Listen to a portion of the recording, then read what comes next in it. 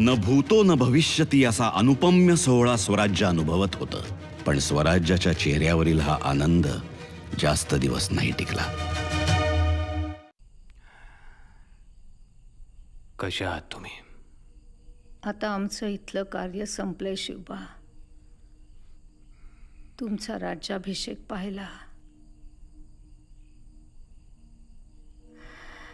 आता बस.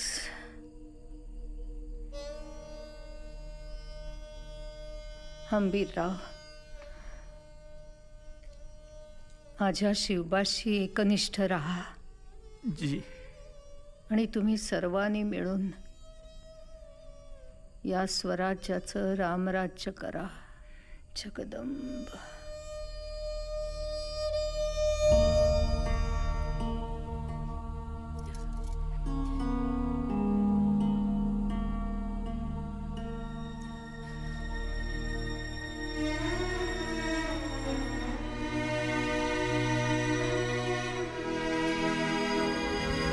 माझ्या शिवबाशी एकनिष्ठ राहा असं सांगून ही माऊली अनंतात विलीन झाली.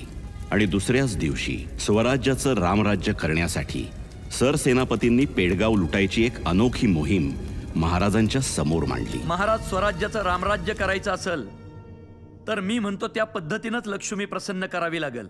अशी पेडगाव लुटून? अहो, लूट कसली मोरोपंत? आपलीच गावं देवळं लुटून त्या बहादूर खानानं त्याचा बहादूरगड भरलाय. आंबीरराव, पेडगावात घुसून बहादूर खानाला मारणं सोपी गोष्ट नाहीये. का? औरंगजेबाचा दूधभाऊ आहे तो.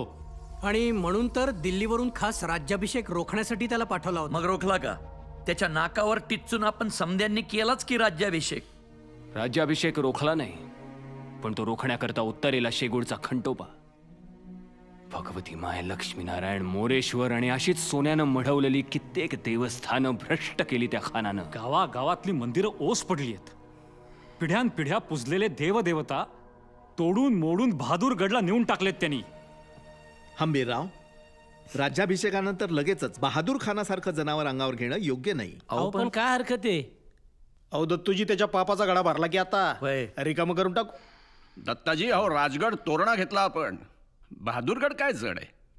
महाराज, 35,000चं घोडदळ आहे पेडगावात. आणि बरं का सरसेनापती, आपल्या रक्ताचे पाठ रायगडाच्या पायथ्यापर्यंत येतील. जर लढाई झाली तर पाठवातील ना. म्हणजे बहादूर उतावीळ नवरा आहे. लग्नाचा विषय काढायचा अवकाश की तो गुडघ्याला बाशिंग बांधणार. नेमकं काय आहे काय तुमच्या मनात हंबीरराव? बोला हंबीरराव, निसंकोच बोला. महाराज, सरसेनापती म्हणून माझी ही पहिलीच मोहीम आहे. नव्या दमाच्या तरुण पोरांना घेऊन आखतो. म्हणजे आपल्या महालोजीचा संताजी आहे, यसाजीचा कृष्णाजी आहे, धनाजी जाधव, नागोजी जेधे, वरखडे बंधू, सूर्याजी मालुसरे अशी समधी तरुण पोरं घेऊन जातो. आणि आपल्या नेहमीच्या गनिमी पद्धतीने न आखता मी माझ्या पद्धतीने आखतो. तुमची कसली पद्धत? हे बघा, गनिमी पद्धतीमुळेच आपल्याला स्वराज्य लाभलंय. महाराज, एक चूक आणि स्वराज्याच्या माथी पहिला पराभव. जबाबदारी कोणाची? माझी जबाबदारी माझी. महाराज, जर पराभव झाला तर तलवार तुमच्या पायाशी ठेवून कराडात जाऊन शेती करेन मी. महाराज, मला असं वाटतंय की नुकताच राज्याभिषेक झालाय, त्यामुळे ही असली मोहीम उगाच राबवायला नको. का? पंचांगात मुहूर्त नाहीये का? समजा असेल मुहूर्त तर उद्याच निघणार का? आज निघणार म्हणजे उद्या तुमचा तो मुहूर्त वेळेत तर सापडेल. मोहिमा राबवताना सरसेनापतीची नाही, राजांची इच्छा हवी. का नसेल आमची इच्छा? का नसेल आमची इच्छा? अनाजी पंत स्वराज्य चालतं ते अशा धाडसी मोहिमांच्या जीवावरच कळलं, दरबारातील गप्पांवर नाही.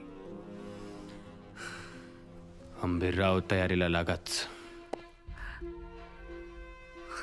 आई भवानी तुमच्या पाठीशी असेलच. वय महाराज, वय लक्षात ठेवा की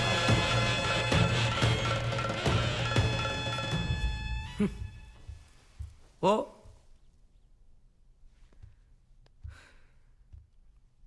मी काय म्हणतो अनाजी पंत, देवाने एवढी बुद्धी दिलीये तर ती सारखी सारखी वापरलीच पाहिजे का?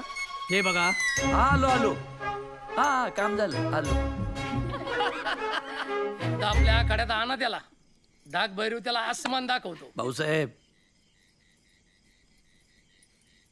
दरबारातल्या राजकारणाची चर्चा घरात नको. तिथल्या राजकारणाचा वास घरातल्या वाशांना लागला ना, घर पोखरायला येळ नाही लागायचा. जी दादासाहेब. आता माणूस थोडा अहंकारी आहे, पण म्हणून त्याचं कर्तृत्व लपतं का? चला झोपा. चला रे पोराव. ए जा रे बाळांनो, झोपा चला. दिवा घ्या त्याला.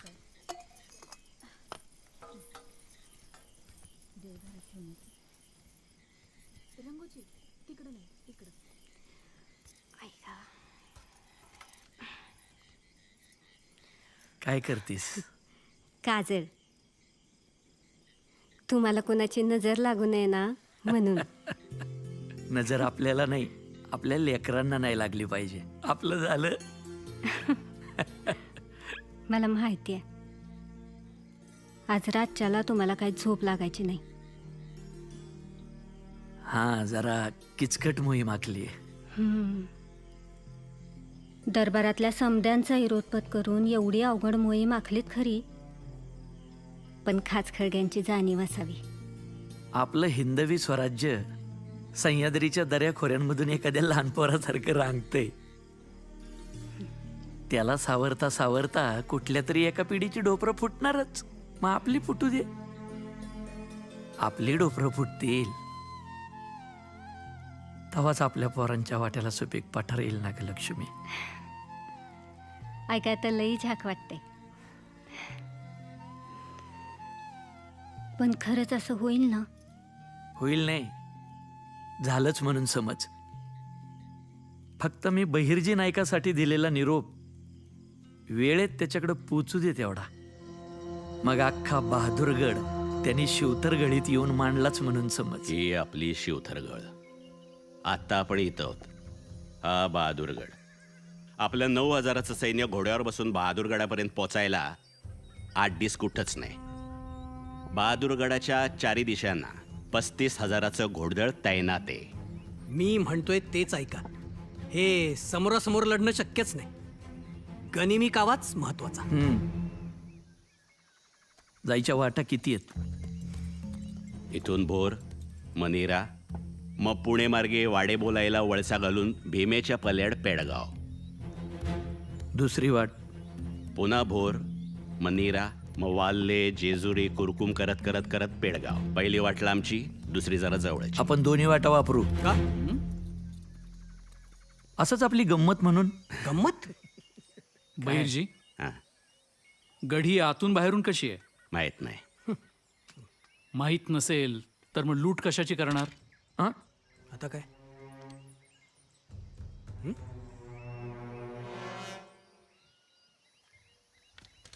काय झालं? लूट नक्की कधी, कशाची, कुणी करायची, कुठून करायची? आंबीरराव काय झालंय नक्की? योग्य वेळ आल्यावर समजेलच की. हे काय होतं? ही अजून एक गंमत होती. या सगळ्याचा अर्थ आम्ही काय घ्यायचा आंबीरराव? माफ करा मोरोपंत, पण जशी आपल्या बहिर्जीची पाखरं त्यांच्या जोंधळ्यावर सोडली आहेत, तशी त्यांची पाखरं इथं आपल्या वावरात चोचा मारत असतीलच की. आलं ध्यानात. तुम्ही गोफण फिरवायला घ्या, मी पाखरं दाण्यावर बसवतो. येतो. नाही ती कापड काढा आधी, सारखा तलवारीवर जातोय. बाहेर संताजी धनाजी आल त्या अंगावर. बघू की जरा अनाजी पंत. सगळं तुम्हीच तर बघताय. पण तुम्ही नीट बघू कुठं देताय?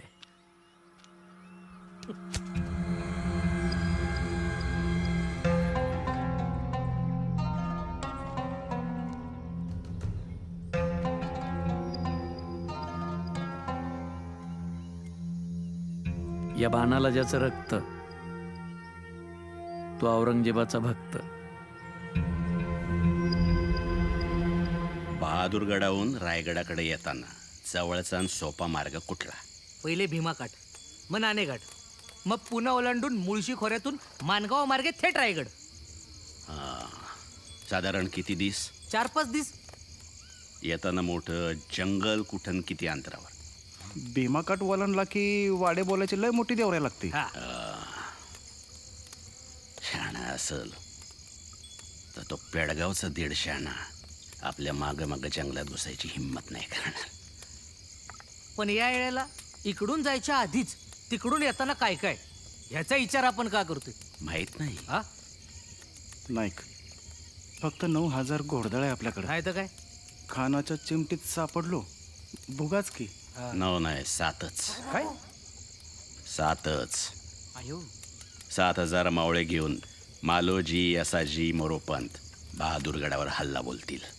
उरलेले 2,000 हंबीररावांसोबत कुरकुमला थांबतील. हे कुरकुम कुठनं आलं मधीच? माहित नाही. नाही, पण पहिला घाव घालणार कोण? माहित नाही. ऐका ऐका ऐका नाही, मला काय म्हणायचंय, हा नीट ऐका. आपल्याला तरी माहितीये का आपण नक्की काय करायचंय ते? आमचं माहित नाही, पण तुझं माहिती. काय?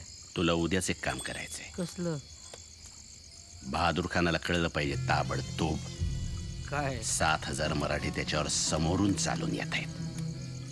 आणि हे त्याला मी समोरून जाऊन सांगायचंय? माहित नाही. घ्या.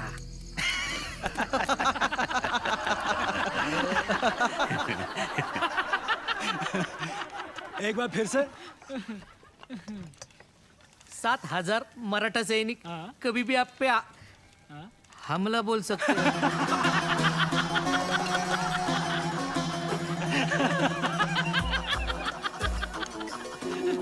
और ये तुमसे किसने कहा बैल वाले? हाँ, तुम्हारे बैल ने? खुले मैदान में सामने से हमला करना मराठों की फितरत नहीं है. सिवा अब राजा बन गया है, शायद अब छुप छुप के वार करने में उसे शर्म आती है. बहादुर हंसने के बजाय दिमाग से सोचो. अरे मैं जा रहा था रास्ते से, मैं देखा. अरे अरे क्या कर रहे हैं आप? अरे मैं तो, मेरे को लगा बख्शीश देंगे, आप चटका दे रहे. बस 7,000. अरे लय झाले तुला. अरे लय मार कुठे असतात ते. रो क्यों रहा है? टोचा तो टोचा तो टोचा. चला बस.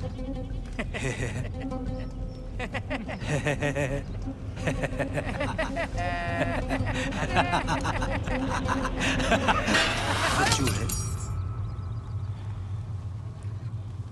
सच बोल रहा है? हाँ हाँ सच बोल रहा है.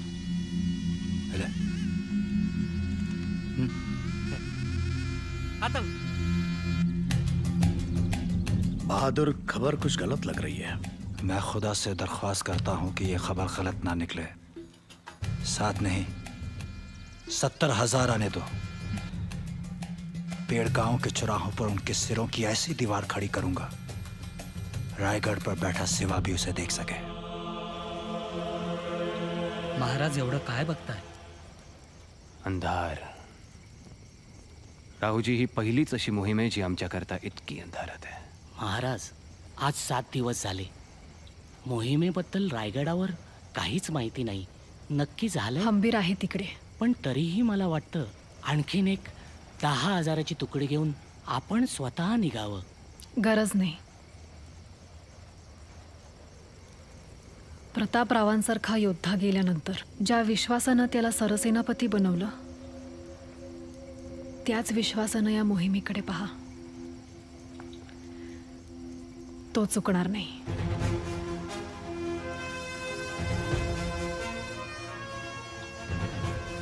आणि तो पेडगावचा 1.5 शहाणा काय जड आहे का त्याला? हो, जडच आहेत. कारण लढणारे इथे कुरकुंभमध्ये देवदर्शन करतायत आणि थकलेले वयस्कर शत्रूवर सोडलेत. नक्की काय करायचंय आपल्याला? आता जे काही करायचं ते बैरजी आल्यावरच. एवढंच सावध जायचं होतं तर मग ही एवढी अवघड मोहीम आखली कशाला? म्हटलं कधीतरी तुमच्या झारखडवाक्यानी जावं. राव, या समजा तलवारींच्या दार काढून झाल्यात, बघून घ्या एकदा. काय सर्जेराव, गनिमाला गुदगुल्या नाही करायच्या, कापायचं आहे.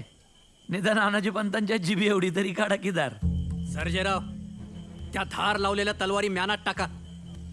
देवदर्शनाला कशाला पाहिजेत तलवारी? जा, देव नसलेल्या देवळात दर्शन घेऊन या. हे बघा, पेडगाव पासून आपण फक्त 6 कोसांवर आहोत. 7 दिवस झाले बहिर्जीचा पत्ता नाही. बहिर्जी येणार नानाजी पंत? अहो, येणार येणार येणार, कधी येणार? हे बघा, मोहीम फसू शकते, पण योग्य वेळी विचार बदलला तर 9,000 जणांचे प्राण वाचतील. हे सगळं काळजीपोटी चाललंय का भीतीपोटी? काय भीती? मला? माझं जर चुकत नसेल तर तुमच्यापेक्षा 2 मोहिमा जास्त